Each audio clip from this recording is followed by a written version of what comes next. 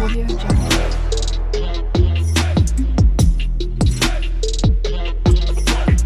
Audio Jungle. Hastinapur में पांडव और कौरव, धृतराष्ट्र और पांडु के पुत्र बड़े हो रहे थे। भीष्म पितामह उनके संरक्षक थे। भीष्म चाहते थे कि राजकुमारों को सर्वोत्तम शिक्षा मिले। उन्होंने कृपाचार्य को राजकुमारों का गुरु नियुक्त किया था। कृपाचार्य द्रोण की पत्नी कृपी के भाई थे। एक दिन राजकुमार खेल रहे थे। उनकी गेंद एक कुएं में गिर गई। राजकुमार गेंद को निकालने का प्रयास कर रहे थे, परंतु असफल हो रहे थे। उसी समय द्रोण वहां से गुजर रहे थे। द्रोण ने राजकुमारों को परेशान देखा। उन्होंने पूछा, क्या बात है? तुम सब इतने परेशान क्यों हो? राजकुमारों ने बताया, हमारी गेंद कुएं में गिर गई है और हम इसे निकाल नहीं पा रहे। द्रोण मुस्कुराए। उन्होंने कहा, यदि मैं तुम्हारी गेंद निकाल दूं तो तुम मुझे महान धनुर्धर मानोगे? राजकुमार बोले, हां, अवश्य। फिर द्रोण ने अपनी विद्या का प्रदर्शन किया। द्रोण ने एक घास का तिनका उठाया और उसे मंत्रों से सिद्ध किया। फिर उन्होंने उस तिनके को कुएं में फेंका। तिनका गेंद में घुस गया। फिर द्रोण ने दूसरा तिनका लिया और उसे पहले तिनके में घुसा दिया। इस प्रकार उन्होंने एक के बाद एक तिनके को जोड़ा और एक लंबी श्रृंखला बनाई। फिर उन्होंने उस श्रृंखला को खींचा और गेंद को बाहर निकाल लिया। राजकुमार अत्यंत प्रभावित हुए।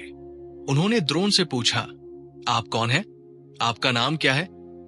द्रोण ने कहा, मैं द्रोण हूं। तुम अपने पितामह भीष्म से मेरे बारे में पूछना। राजकुमार भीष्म के पास गए और उन्हें सब कुछ बताया। भीष्म ने द्रोण के बारे में सुना था।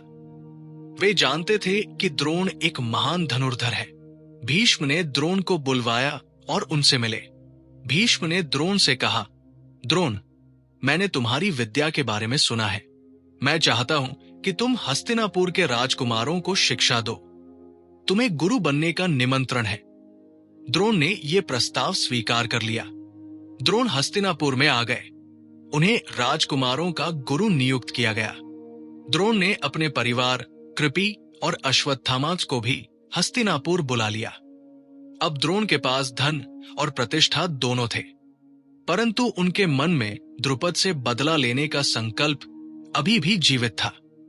द्रोण ने पांडव और कौरव सभी राजकुमारों को शिक्षा देना शुरू किया। पांडव 5 थे, युधिष्ठिर, भीम, अर्जुन, नकुल और सहदेव। कौरव 100 थे, जिनमें सबसे बड़ा दुर्योधन था। इसके अलावा द्रोण का अपना पुत्र अश्वत्थामा भी शिष्यों में था। द्रोण ने सभी शिष्यों को धनुर्विद्या, गदा युद्ध, तलवार युद्ध, रथ चलाना और अन्य युद्ध कलाएं सिखाई। प्रत्येक शिष्य की अपनी विशेषता थी। युधिष्ठिर रथ युद्ध में कुशल था, भीम गदा युद्ध में, दुर्योधन भी गदा युद्ध में पारंगत था। सभी शिष्यों में द्रोण को अर्जुन सबसे प्रिय था। अर्जुन में कुछ विशेष था। वो अत्यंत समर्पित था, कठोर परिश्रम करता था और सीखने के लिए उत्सुक रहता था। अर्जुन धनुर्विद्या में अत्यंत रुचि रखता था।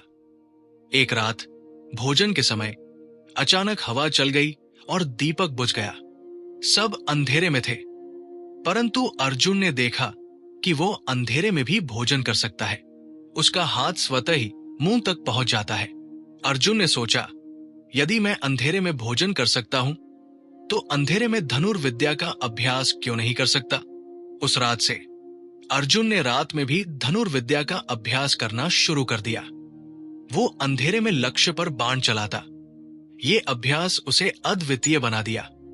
एक रात द्रोण को पता चला कि कोई रात में धनुर्विद्या का अभ्यास कर रहा है। वे देखने गए और पाया कि ये अर्जुन है। द्रोण अत्यंत प्रसन्न हुए। उन्होंने अर्जुन को गले लगाया और कहा, अर्जुन, तुम्हारी समर्पणा अद्वितीय है। मैं तुम्हें विश्व का सर्वश्रेष्ठ धनुर्धर बनाऊंगा। द्रोण ने अर्जुन को विशेष शिक्षा देना शुरू किया। उन्होंने अर्जुन को सभी दिव्यास्त्रों का ज्ञान दिया।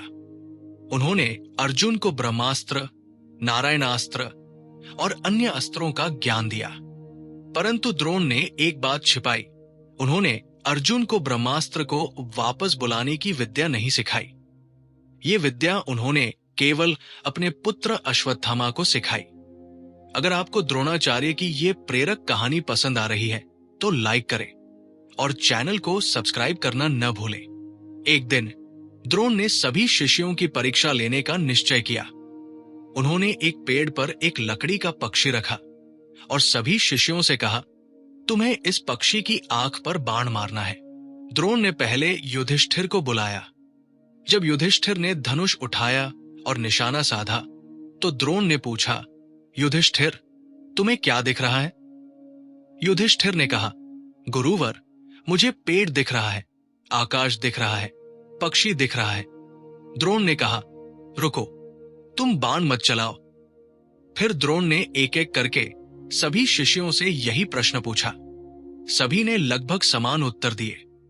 सभी को पेड़, आकाश, पक्षी सब दिख रहे थे।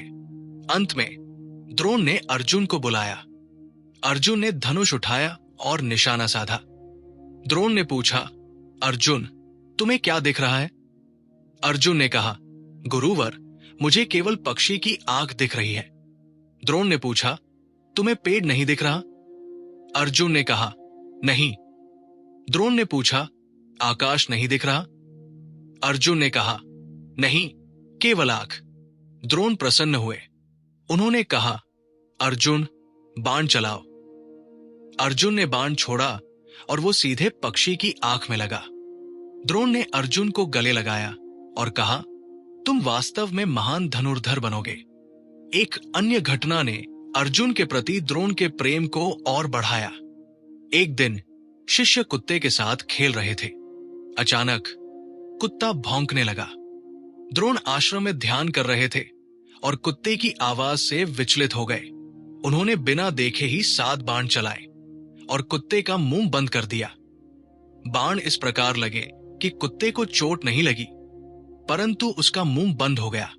यह देखकर अर्जुन अत्यंत प्रभावित हुआ। उसने सोचा, ये कितनी महान विद्या है, मैं भी ये सीखना चाहता हूं। उस रात अर्जुन द्रोण के पास गया और उनके पैर दबाने लगा। द्रोण ने पूछा, अर्जुन, क्या बात है? अर्जुन ने कहा, गुरुवर, मैं आपसे वो विद्या सीखना चाहता हूं जो आपने आज दिखाई। द्रोण ने प्रसन्न होकर अर्जुन को वो विद्या सिखाई। वे रात में उठकर अर्जुन को विशेष शिक्षा देते। ये देखकर अन्य शिष्यों को ईर्ष्या होने लगी, विशेष रूप से अश्वत्थामा को। अश्वत्थामा द्रोण का पुत्र था, परंतु द्रोण अर्जुन पर अधिक ध्यान देते थे। द्रोण की ख्याति दूर दूर तक फैल गई। सभी जानते थे कि द्रोण एक महान गुरु है। एक दिन एक युवक द्रोण के पास आया। ये युवक एकलव्य था। एकलव्य निषाद जाति का था, एक आदिवासी समुदाय। वो हिरण्यधनु का पुत्र था। एकलव्य ने द्रोण से कहा, गुरुवर, मैं धनुर्विद्या सीखना चाहता हूं, कृपया मुझे अपना शिष्य बना लीजिए। द्रोण ने एकलव्य को देखा। उन्होंने कहा, मैं केवल राजकुमारों और ब्राह्मणों को शिक्षा देता हूं। तुम निषाद हो, मैं तुम्हें शिक्षा नहीं दे सकता। एकलव्य निराश हो गया, परंतु उसने हार नहीं मानी। वो वन में चला गया और वहां द्रोण की एक मिट्टी की मूर्ति बनाई। उसने उस मूर्ति को अपना गुरु माना और धनुर्विद्या का अभ्यास करना शुरू कर दिया। एकलव्य ने दिन रात कठोर परिश्रम किया। वो मूर्ति के सामने बैठकर धनुर्विद्या का अभ्यास करता। उसकी समर्पणा इतनी गहरी थी कि वो अद्भुत गति से प्रगति करने लगा। एक दिन द्रोण अपने शिष्यों के साथ वन में शिकार पर गए। उनके साथ एक कुत्ता भी था। कुत्ता भौंकने लगा। अचानक कहीं से 7 बाण आए और कुत्ते का मुंह बंद हो गया। बाण इतनी कुशलता से लगे थे कि कुत्ते को चोट नहीं लगी। द्रोण आश्चर्यचकित हो गए। ये वही विद्या थी जो उन्होंने अर्जुन को सिखाई थी। उन्होंने सोचा, ये किसने किया? वे उस व्यक्ति को ढूंढने लगे। शीघ्र ही उन्हें एकलव्य मिला। एकलव्य धनुर्विद्या का अभ्यास कर रहा था। द्रोण ने पूछा, तुमने ये विद्या कहां से सीखी? एकलव्य ने विनम्रता से कहा, गुरुदेव, आपकी मूर्ति के सामने। उसने द्रोण को मिट्टी की मूर्ति दिखाई। द्रोण समझ गए कि एकलव्य अर्जुन से भी अधिक कुशल हो गया है। उन्होंने अर्जुन को वचन दिया था कि वे अर्जुन को विश्व का सर्वश्रेष्ठ धनुर्धर बनाएंगे। यदि एकलव्य और अधिक प्रगति करता तो अर्जुन सर्वश्रेष्ठ नहीं रह सकता। द्रोण ने एकलव्य से कहा, यदि मैं तुम्हारा गुरु हूं तो मुझे गुरु दक्षिणा दो। एकलव्य प्रसन्न हुआ। उसने कहा, गुरुदेव, आप जो भी मांगेंगे वो मैं दूंगा। द्रोण ने कहा, मुझे तुम्हारे दाहिने हाथ का अंगूठा चाहिए। ये एक क्रूर मांग थी। बिना अंगूठे के एकलव्य कभी भी धनुर्विद्या नहीं कर सकता था। परंतु एकलव्य ने बिना हिचकिचाहट के अपना अंगूठा काट दिया और द्रोण को दे दिया। ये गुरु भक्ति का एक अद्वितीय उदाहरण था। द्रोण ने एकलव्य